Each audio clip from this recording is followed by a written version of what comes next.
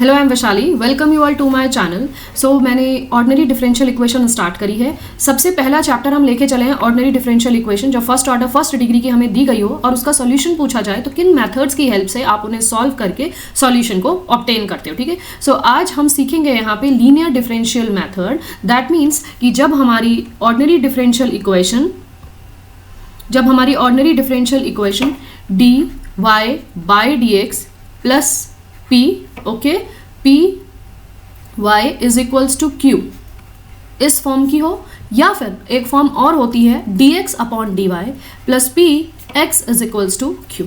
हमारी अगर first order first degree की डिफरेंशियल इक्वेशन इन दोनों में से किसी भी एक फॉर्म की हो तो हम उसको लीनियर डिफरेंशियल इक्वेशन कहते हैं, और उसमें जो मेथड्स लगते हैं अब वो मैं आपको बताऊंगी कि उसको किस तरीके से हम सॉल्व करते हैं। पी अगर हम इस फॉर्म की लेके चलेंगे तो पी जो होगा और जो क्यू होगा, पी और Q will be the functions of x. ठीक है, क्यू भी फंक्शन ऑफ एक्स होगा। अगर हम ये सेकेंड वाली फॉर्म लेके चलते हैं तो पी फंक्शन ऑफ वाई होगा और क्यू भी फंक्शन ऑफ वाई होगा। यहां से स्टार्ट करते हैं। A first order differential equation is called as linear if it can be written in this form, जहां पे पी दिस फॉर्म मतलब dx by dy plus px is equals to q, this is equals to q where p and q constants भी हो सकते हैं या फिर functions of y भी हो सकते हैं, दोनों में से कुछ भी हो सकता है। अगर हमारे पास इस फॉर्म की दी गई हो तो सबसे पहला हमारा स्टेप होता है to find the integrating factor. अगर आपने इससे प्रीवियस वाली वीडियोस ना देखी हो जिसमें हमने डिटेल में इंटीग्रेटिंग फैक्टर का कॉन्सेप्ट डिस्कस किया था कि इंटीग्रेटिंग फैक्टर क्या होता है, एक मल्टीप्लायर होता है जिसको हम अपनी इक्वेशन में यूज करते हैं सॉल्यूशन को ऑब्टेन करने के लिए। ठीक है, तो यहाँ पे भी हम इंटीग्रेटिंग फैक्टर निकालना सीखेंगे। कैसे, मैं बताती हूँ। अगर लीनियर डिफरेंशियल इक्वेशन दी गई है तो हमें इंटीग्रेटिंग फैक्टर किस फॉर्म का मिलेगा, हमें इस तरीके से लिखना होगा ई इंटीग्रेशन पी। अगर आप dx अपॉन dy ले रहे हो तो यहाँ पे आएगा आपका dy, इसमें आप p की वैल्यू पुट करेंगे यहाँ से और फिर dy यहाँ इंटीग्रेट करेंगे तो e to the power something कुछ वैल्यू मिलेगी और वही आपका इंटीग्रेटिंग फैक्टर होगा। ठीक है, तो ये हो गया आपका सेकेंड स्टेप इंटीग्रेटिंग को फैक्टर को फाइंड करने के लिए। थर्ड स्टेप आपका होता है, पहला स्टेप कि ये समझना इक्वेशन कौन से टाइप की दी गई है, कौन सा मेथड अप्लाई करना है। सेकंड स्टेप में हमें इंटीग्रेटिंग फैक्टर फाइंड करना है। थर्ड स्टेप ये है कि हमें अब सॉल्यूशन फाइंड करना है। सॉल्यूशन हम किस तरीके से फाइंड करेंगे, सॉल्यूशन को फाइंड करने के लिए देखें हम किस तरीके से लिखते हैं। I just tell you. Solution को फाइंड करने के लिए हमें अगर लीनियर डिफरेंशियल इक्वेशन वाली फॉर्म ये है dx by dy plus px is equals to q, so solution हमारा बनेगा x into integrating factor is equals to integration का सिंबल q कहाँ से आप लेंगे, यहाँ से q इंटू इंटीग्रेटिंग फैक्टर यहाँ पे आएगा dy plus a constant c, ये आपका सॉल्यूशन बनेगा। ठीक है, तो यहाँ पे यही बताया गया है कि अगर डिफरेंशियल इक्वेशन इस तरीके की है तो आप इंटीग्रेटिंग फैक्टर फाइंड करेंगे। इंटीग्रेटिंग फैक्टर आपका e to the power p dy होगा, क्योंकि यहाँ पे जो y आपका है वो इंडिपेंडेंट वेक्टर है।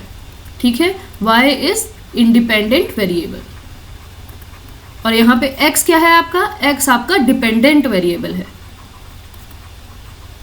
ठीक है, तो उस केस में हमारा इंटीग्रेटिंग फैक्टर बन जाएगा जब y इंडिपेंडेंट वेरिएबल होगा तो e to the power p dy, p function of y या फिर p आपका कोई एक कांस्टेंट हो सकता है। ठीक है, अब हमें सॉल्यूशन फाइंड करना है तो हम उसके लेंगे x into integrating factor is equals to integration q into integrating factor dy plus a constant c। इस तरीके से हम सॉल्यूशन को ऑब्टेन करेंगे। ये तो हमने समझा अगर हमारी लीनियर डिफरेंशियल इक्वेशन इस तरीके की फर्स्ट ऑर्डर की इस तरीके की दी गई हो, लीनियर हो तो, और इस तरीके का उसका फॉर्म हो तो हम कैसे इंटीग्रेटिंग फैक्टर और कैसे सॉल्यूशन फाइंड करेंगे। लेकिन अगर फॉर्म dy बाई dx हो प्लस p y हो इज इक्वल्स टू q, तो उसके लिए इंटीग्रेटिंग फैक्टर आपका बन जाएगा e to the power p ही रहेगा। लेकिन यहाँ पे अगर आप देखो तो x हमारा इंडिपेंडेंट वेरिएबल है ना, x हमारा इंडिपेंडेंट वेरिएबल है और y हमारा यहाँ पे डिपेंडेंट वेरिएबल है। ओके, तो इसलिए e to the power p dx हो जाएगा first thing. Second thing, solution obtain करने के लिए अब आप क्या लोगे, y into integrating factor is equals to integration q into integrating factor dy plus a constant c। अब आप इस तरीके से लिखोगे। ठीक है, तो वो यहाँ पे मैंने डिटेल में लिखा है, यहाँ पे मैंने डिटेल में लिखा है। सेकंड मेथड आपको समझा देती हूँ। If x is regarded as an independent variable and y is regarded as a dependent variable, तो जो आपकी डिफरेंशियल इक्वेशन होगी, लीनियर डिफरेंशियल इक्वेशन का फॉर्म हो जाएगा dy by dx plus p1y is equals to q। So p1 Q1 आपके constant भी हो सकते हैं या फिर फंक्शन ऑफ x भी हो सकते हैं। तो उस केस में इंटीग्रेटिंग फैक्टर आप फाइंड करोगे e⁻p1 dx, आप dx लोगे, ठीक है, और सॉल्यूशन के लिए y into integrating factor is equals to integration q into integrating factor dx plus a constant c, ये लेंगे आप, ठीक है। अब यहाँ पे हम डिटेल में 2 क्वेश्चन सॉल्व करते हैं ताकि ये दोनों कॉन्सेप्ट आपको क्लियर हो जाए कि हमें किस तरीके से अप्लाई करना है। Solve x + 2y³ dy by dx y, हमें इस तरीके से दिया है। हमें पता है हमारी फॉर्म क्या है, dy by dx plus py is equals to q, या तो ये फॉर्म बनानी है, ये dx by dy plus px is equals to q, दोनों में से कोई भी एक फॉर्म हमें इसे बनानी है। तो हमने वैसे ही किया, देखिए x + 2y³ अपॉन y ले लूंगी तो ये रिवर्स में इधर चले जाएगा राइट हैंड साइड में, तो बन जाएगा dx बाई dy, ठीक है ना। तो इस तरीके से बन जाएगा, देखिए dx by dy is equals to x + 2y³ upon में y। अब जो हमारा राइट हैंड साइड है उस पर काम करेंगे, तो x बना और साथ में इसको इस तरीके से ले लीजिए 1 upon y plus 2y³ upon y रहेगा, तो y से एक पावर कैंसिल, तो ये बन जाएगा x 1 अपॉन y, इस तरीके से x into 1 upon y plus 2y², और यहाँ पे आ गया आपका dx अपॉन dy। अब आप इसको अगर फॉर्म में लिखेंगे, जो फॉर्म हमें दी गई है, तो dx plus dy minus x into 1 upon y is equals to 2y²। अगर आप इसको कंपेयर करोगे इस फर्स्ट इक्वेशन को, तो आप देखोगे ये हमारी इस तरीके की फॉर्म बनी है, इक्वेशन नंबर 2 बन गई है, 1 और 2 है ना, 2 बन गए ना, dx by dy x p। अब आप यहाँ पे देख सकते हो कि p की वैल्यू हमारी क्या है, -1 अपॉन y है, और q की वैल्यू हमारी क्या है, यहाँ पे 2y² है। जब p और q मिल गया तो हम इंटीग्रेटिंग फैक्टर फाइंड कर सकते हैं। इंटीग्रेटिंग फैक्टर क्या था, e⁻p, और यहाँ पे क्या है, देखिए इंडिपेंडेंट वेरिएबल y है, तो इंडिपेंडेंट वेरिएबल आएगा, इंडिपेंडेंट वेरिएबल dy आएगा, तो आप इसको किस तरीके से लिख सकते हैं, देखिए e⁻p की वैल्यू है -1 अपॉन y dy, तो यहाँ पे आपको मिलेगा e⁻1 अपॉन y का इंटीग्रेशन इज log y, और आपको यहाँ पे अगर आप सॉल्व करोगे तो माइनस बना दीजिए log की पावर, और ये माइनस हटा दीजिए, log और ये कैंसिल, तो y⁻1 मतलब इंटीग्रेटिंग फैक्टर आपको मिल गया 1 अपॉन y। क्लियर है, ठीक है। तो मैं एक बार यहाँ समझा देती हूँ जो मैंने लिखा हुआ है, ताकि आप इससे भी समझ सके। देखिए हमने dx by dy right hand side में लिया, उसके बाद इसको फॉर्म बनाई जो मैंने अभी आपको बताया था, तो हमें ये फॉर्म मिल गई, ठीक है। और ये लिखा है कि ये इस वाली फॉर्म को रिजेंबल करता है, ये अभी बताया। p q भी कॉन्स्टेंट्स हो या फंक्शन y के हों, तो दोनों हमारे फंक्शन y के हैं, ये हमें p q मिला है। इंटीग्रेटिंग फैक्टर हमने फाइंड किया तो 1 अपॉन y मिल गया। उसके बाद हम क्या फाइंड करते हैं, इंटीग्रेटिंग फैक्टर के बाद हम फाइंड करते हैं सॉल्यूशन। सॉल्यूशन हमारा क्या होगा, सॉल्यूशन हमारा होगा x इंटू इंटीग्रेटिंग फैक्टर क्या है हमारा 1 अपॉन y, ठीक है, is equals to q, q क्या है 2y² इंटू इंटीग्रेटिंग फैक्टर, एक बड़ा सा इंटीग्रल साइन लगा लीजिए, और इंटीग्रेटिंग फैक्टर हमारा है 1 अपॉन y, और साथ में आएगा हमारा dy plus a constant c। यहाँ पे आप y से y कैंसिल करोगे तो ये आएगा 2y dy इंटीग्रेशन और प्लस अ कॉन्स्टेंट c, तो आपका राइट हैंड साइड बन गया 2y²/2, यहाँ पे 2 से 2 cancel plus a constant c, so x upon y is equals to y² plus a constant c। इस तरीके से आपको वैल्यू यहाँ पे मिल जाएगी, आप देखोगे तो हमें यही ऑब्टेन हुई है इसको सॉल्व करने के बाद, ठीक है। क्लियर है ये वाला। अब मूव करते हैं देखो नए क्वेश्चन की तरफ। Solve 1 + y² dx is equals to tan inverse y minus x, और ये है dy, ठीक है। अब इसको वैसे dx बाय dy की फॉर्म में बनाते हैं। dx यहाँ पे है, dy यहाँ ले जाइए, ठीक है। ये वाली जो पूरी की पूरी टर्म है इसको यहाँ पे उठा के लेकर आएंगे 1 + y² में। इसको जब इस तरीके से लिखोगे तो देखो कैसे बनेगा, tan inverse 1 + y², tan inverse y upon 1 + y², split कर दिया, ठीक है ना, माइनस x अपॉन 1 + y², और यहाँ पे हमारे पास है dx अपॉन dy। मैंने अभी आपको बताया कि हमें किस किस फॉर्म में बनानी है, तो dy by dx plus py is equals to constant c, यहाँ पे x इंडिपेंडेंट है y डिपेंडेंट है, पहली फॉर्म ये हो सकती है, या फिर अगर ये नहीं बन रही तो dx upon dy plus px is equals to constant c, ये बना दीजिए। दोनों में से कोई भी हो उसी हिसाब से इंटीग्रेटिंग फैक्टर और उसी हिसाब से सॉल्यूशन भी बन जाता है, ठीक है ना। अब हम देखते हैं हमारी कौन सी फॉर्म बन रही है, dx upon dy is equals to tan inverse y 1 + y², ये बन गया, माइनस x 1 + y², ये हमारा ये टर्म आ गई x अपॉन 1 + y²। अगर आप देखोगे तो हमने dx अपॉन dy लिखा है प्लस 1 अपॉन 1 + y², इस तरीके से लिखे, साथ में x लिखिए इज इक्वल्स टू, मैंने ये टर्म उठाई और यहाँ पे लिख दी, और राइट हैंड में मैंने लिखा है tan inverse y upon 1 + y², ठीक है।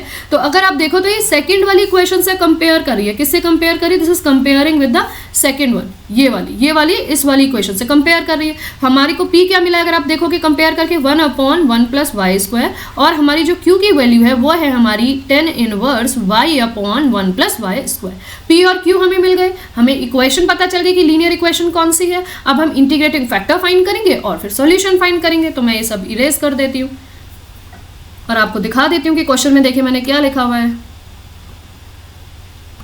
देखिए हमने इस तरीके से इनको स्प्लिट करके लिखा, फिर यहाँ पे लेफ्ट और राइट, फिर इस तरीके से हमें dx बाय dy की वैल्यू मिली। dx और dy को हमने जब प्रॉपर फॉर्म में लिखा तो हमें ये मिल गया dx by dy plus x 1 plus y square equals to tan inverse y upon 1 plus y square. ये हमारा p बन गया, ये हमारा q बन गया। p और q बनने के बाद इंटीग्रेटिंग फैक्टर फाइंड करिए e to the power p। p क्या है आपका 1 अपॉन 1 प्लस वाई स्क्वायर, क्योंकि इंडिपेंडेंट वैक्टर dy है तो यहाँ पे आ जाएगा dy।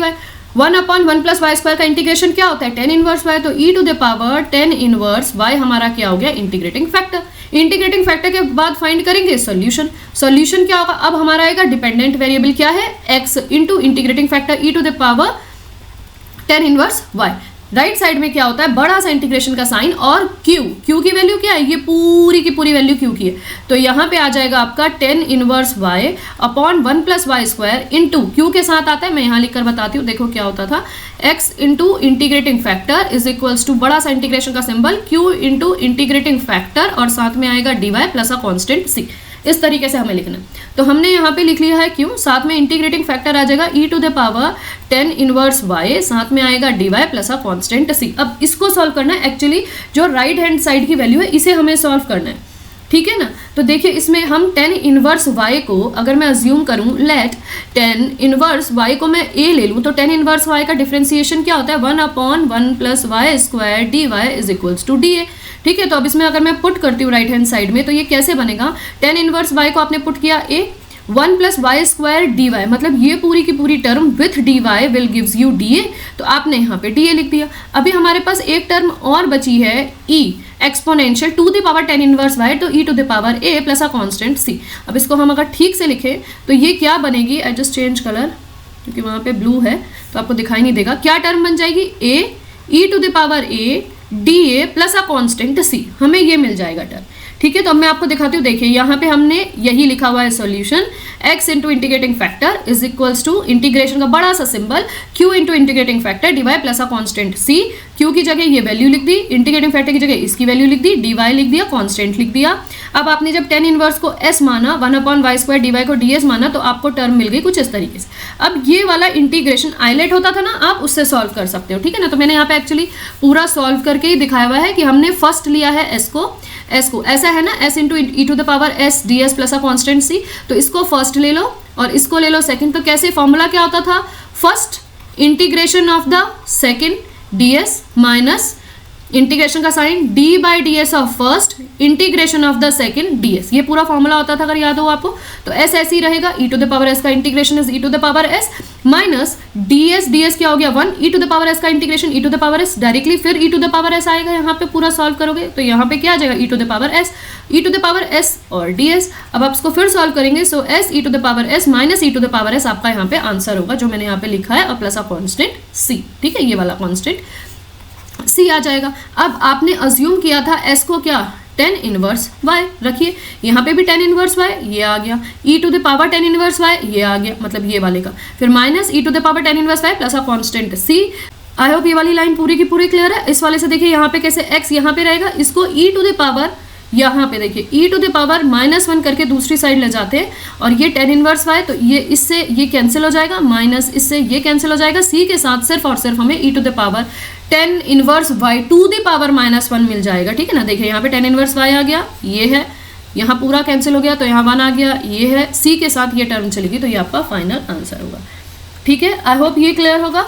तो यहाँ पे यहीं पे इस वीडियो को फिनिश करते हैं। इस वीडियो में हमने समझा कि फर्स्ट ऑर्डर फर्स्ट डिग्री की डिफरेंशियल इक्वेशन फॉर्म अगर लीनियर दी गई हो, एक दी गई हो, तो इंटीग्रेटिंग फैक्टर कैसे फाइंड करते हैं और सॉल्यूशन को कैसे ऑब्टेन कर सकते हैं। इस वाली वीडियो में हमने ये समझा। ठीक है, वीडियो अच्छी लगी हो, डिफरेंशियल इक्वेशन समझ में आ रही हो, तो आपकी जो भी यूनिवर्सिटी की बुक्स हैं या आप जो कॉम्पिटिशन की बुक से प्रिपरेशन कर रहे हैं उनसे और इसी तरीके के क्वेश्चन की प्रैक्टिस करिएगा। जो क्वेरी हो वो आप कमेंट के द्वारा पूछ सकते हैं, या फिर टेलीग्राम चैनल का लिंक भी डिस्क्रिप्शन बॉक्स में दिया गया हो, उसे ज्वाइन करके भी आप मुझसे पूछ सकते हैं। Till then, goodbye, take care and thanks for watching my videos.